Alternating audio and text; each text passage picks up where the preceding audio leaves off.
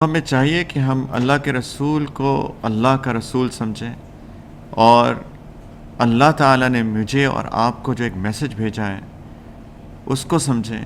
یہ ہے اس مہینے کا تقاضا اور زندگی کے ایک ایک دن کا تقاضا۔ جو 2 یا زیادہ بیٹیوں کی پرورش کرے گا، تربیت کرے گا، ان کے حقوق ادا کرے گا، فرمایا جنت میں میرے ساتھ ہوگا۔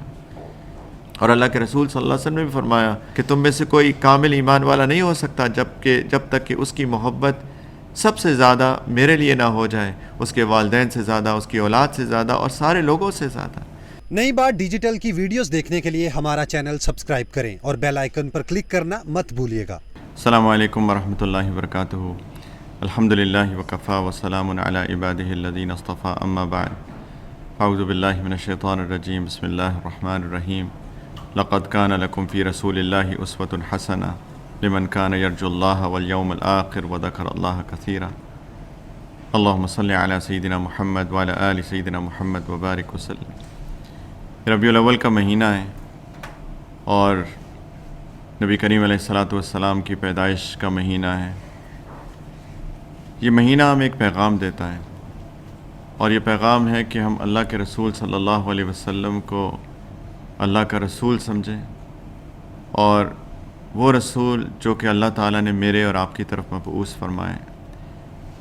سیدنا محمد صلی اللہ علیہ وسلم میرے اور آپ کی طرف نبی بنا کر بھیجے گئے ہیں، رسول بنا کر بھیجے گئے ہیں، اور آخری نبی ہیں۔ اللہ تعالیٰ نے فرمایا ما کان محمد ابا احد من رجالکم ولکن رسول اللہ وخاتم النبیین، کہ محمد صلی اللہ علیہ وسلم تم میں سے کسی کے باپ نہیں ہیں، کسی کے والد نہیں ہیں، کسی کے جسمانی باپ نہیں ہیں، بلکہ اللہ کے رسول ہیں اور آخری نبی ہیں۔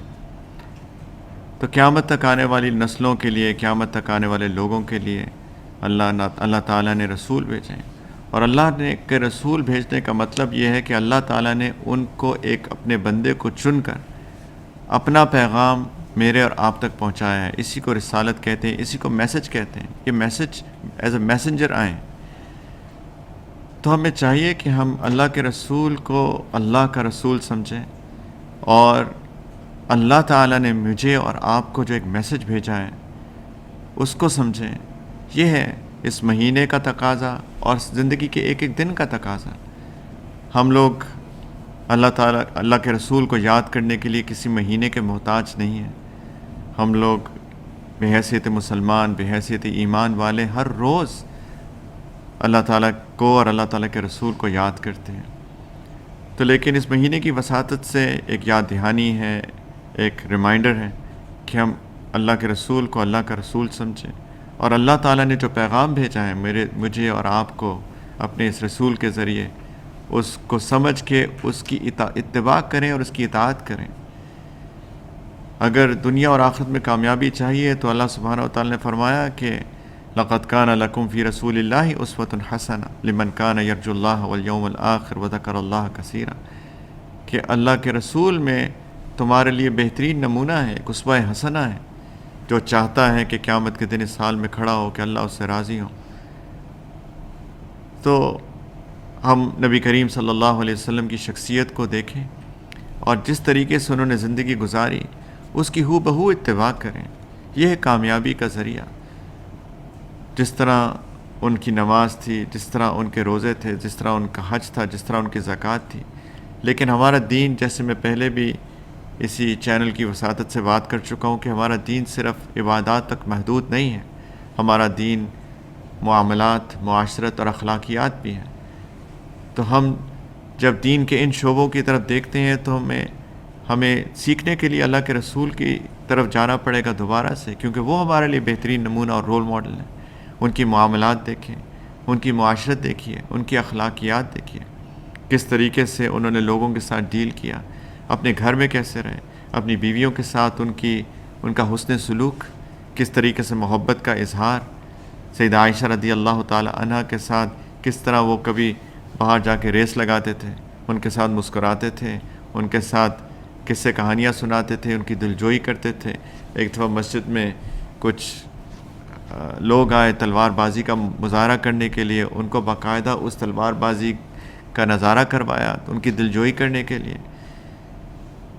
سیدہ خدیجہ رضی اللہ تعالیٰ عنہ کے ساتھ جیسے محبت تھی، کس طریقے سے ایک عجیب پیارا تعلق تھا ان کا، دونوں ایک دوسرے کا سہارا تھے، شوہر بیوی. یہ ہے اسوہ حسنہ، یہ ہے معاملات گھر کے اندر. کس طریقے سے وعدہ خلافی نہیں کی، کس طریقے سے سچ بولا، کس طریقے سے امانت داری کی. اتنی امانت داری، اتنی سچائی کہ لوگوں کے اندر صادق اور امین کے طور پہ مشہور ہو گئے. یعنی یہ وہ سچا شخص ہے، یہ وہ امانت دار شخص ہے. لوگ ان کو اس نام سے یاد کرتے تھے. یہ تھی ان کی معاشرت، یہ تھی ان کے معاملات. لوگوں کے ساتھ پیار کرنا، محبت کرنا، اپنے ساتھیوں کے ساتھ نرمی کا مظاہرہ کرنا، اپنے صحابہ کے ساتھ. اللہ تعالیٰ نے فرمایا کہ فَبِمَا رَحْمَةٍ مِّنَ اللَّهِ لِنْتَ لَهُمْ وَلَوْ كُنْتَ فَظًّا غَلِيظَ الْقَلْبِ لَانفَضُّوا مِنْ حَوْلِكَ. اللہ کی آپ کے اوپر مہربانی ہے کہ آپ اتنے نرم مزاج ہیں، اتنے آپ سخت دل نہیں ہیں، سخت مزاج نہیں ہیں. اگر آپ سخت مزاج، سخت دل ہوتے تو آپ کے قریب آپ کے صحابہ من نہ ٹھہرتے. تو یہ اللہ تعالیٰ کی طرف سے گواہی ہے کہ ان کی نرم مزاجی، ان کی شیریں گفتار، ان کے صحابہ کے ساتھ محبت کا اظہار. تربیت بھی فرماتے تھے، اصلاح بھی فرماتے تھے، تعلیم بھی دیتے تھے، لیکن محبت بھی کرتے تھے. ایک عجیب، ایک جامع شخصیت، گھر کے اندر، گھر سے باہر، بیویوں کے ساتھ، ساتھیوں کے ساتھ، صحابہ کے ساتھ، مشرکین کے ساتھ، کفار کے ساتھ رحمت للعالمین تھے. سارے جہانوں کے لیے رحمت تھے. وما ارسلناک الا رحمت للعالمین. اللہ تعالیٰ نے فرمایا کہ میں نے آپ کو ساری جہانوں کے لیے رحمت بنا کے بھیجا ہے. کس طریقے سے دشمن کو زخم کھا کے بھی دعا دی. جو عاصی کو کملی میں اپنی چھپا لے، جو دشمن کو زخم کھا کے بھی دعا دے، اسے اور کیا نام دے گا زمانہ. وہ رحمت نہیں ہے تو پھر اور کیا ہے. کتنی تکلیف ہوئی احد میں، دانت مبارک شہید ہو گئے، زخم ہو گئے، خون نکلا، اور ان کے ہاتھ اٹھتے ہیں اور دعا کرتے ہیں اللہم اہدی قومی فانہم لا یعلمون. یا اللہ ان لوگوں کو ہدایت دے، ان کو پتہ نہیں یہ کر کیا رہے ہیں. طائف میں لہو لہان ہو گئے، بچوں نے پتھر مارے. وہاں پہ بھی اللہ تعالیٰ نے فرشتہ بھیج دیا پہاڑ کا کہ آپ حکم دیں. اللہ تعالیٰ نے اجازت دی ہے، آپ حکم دیں میں ان پہاڑوں کو ملا دوں، یہ طائف کی بستی تباہ ہو جائے گی جنہوں نے آپ کے ساتھ اتنا ظلم کیا. وہاں پہ یہی فرمایا کہ یا اللہ ان کو ہدایت دے دیجئے. ہو سکتا ہے کہ یہ نہیں تو ان کی نسلوں میں سے کوئی پیدا ہو جائے جو اللہ آپ کو ماننے والا ہو. وہ رحمت، وہ محبت ہر ایک کے لیے. بچوں کے ساتھ محبت، یتیموں کے سر پہ ہاتھ رکھا، بیواؤں کا سہارا بنے، عورتوں کو عزت دی. وہ عورتیں وہ بچیاں جن کو زندہ زمین میں دفن کر دیا جاتا تھا، اس کو وہ مقام دیا کہ کہا کہ تمہاری زندگی میں سب سے زیادہ مرتبہ تمہاری ماں کا ہے جو کہ ایک عورت ہے. جو 2 یا زیادہ بیٹیوں کی پرورش کرے گا، تربیت کرے گا، ان کے حقوق ادا کرے گا، فرمایا جنت میں میرے ساتھ ہوگا.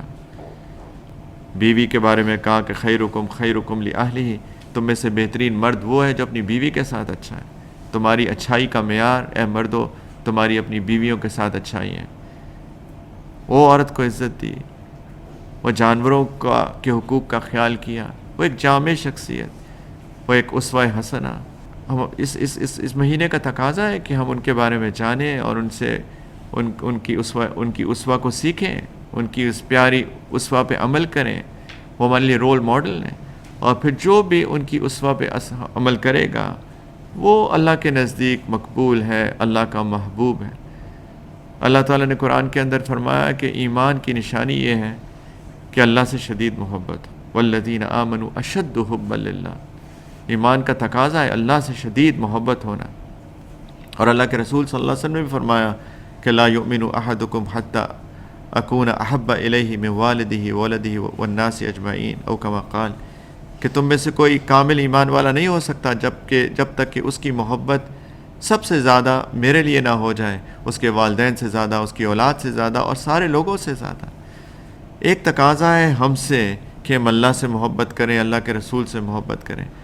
لیکن جب ہم یہ محبتیں کرتے ہیں، اللہ کے رسول سے محبت کرتے ہیں اور محبت میں اللہ کے رسول کی اتباع کرتے ہیں، ان کی اسوہ کو اپناتے ہیں، ان کے اخلاق کو اپناتے ہیں، ان کی معاشرت کو اپناتے ہیں، ان کے معاملات جیسے اپنے معاملات کرتے ہیں، تو اللہ تعالیٰ فرماتے ہیں کہ تم میرے حبیب کی اتباع کرو.